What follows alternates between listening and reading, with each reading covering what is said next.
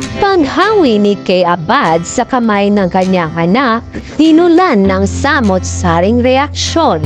Welcome to Showbiz Updates! It's Chika Time! Now na! Usap-usapan ngayon ang labubu unboxing ni Kay Abad na kasama ang kanyang anak. Ngunit talaga namang napakadaming perfect sa mundong ito dahil pati ba naman ang paghawi ni Kay Abad sa kamay ng kanyang anak, pinuntirya pa ng mga netizens. Hayon nga sa mga netizens, I barely make any comments, but my goodness, do not include your son's unboxing if you are just going to shove your hand away and to tell him that's mine, huh? And to ask him to open it and you end up opening it yourself. I just don't like the way you remove your son's hand when trying to touch the stuff. But anyway, okay lang naman sa bata. Yung gustong buksan ng anak mo pero hindi pinabigyan, siya lang nag-enjoy. Tinanong pa ang anak kung gusto i-open pero hindi pinahawak na lang ang box ng toys.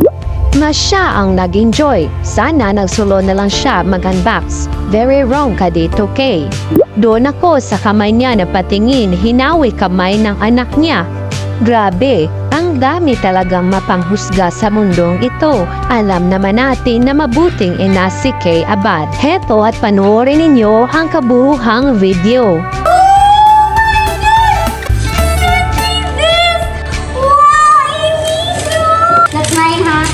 And then this one, ito yata yung bago bao-bao. Cotton, you want to open?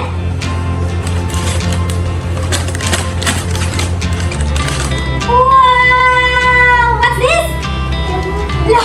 What is this bao-bao? What color?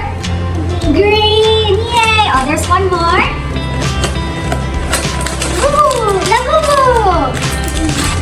Oh, hindi ko. Yay! Another bao-bao baby! Next box. Again? Yes, again. Ay, dito pa siya binuksan. Wow! They're labubu! They're the same, this one. Box. Yay! Another labubu! I don't think so.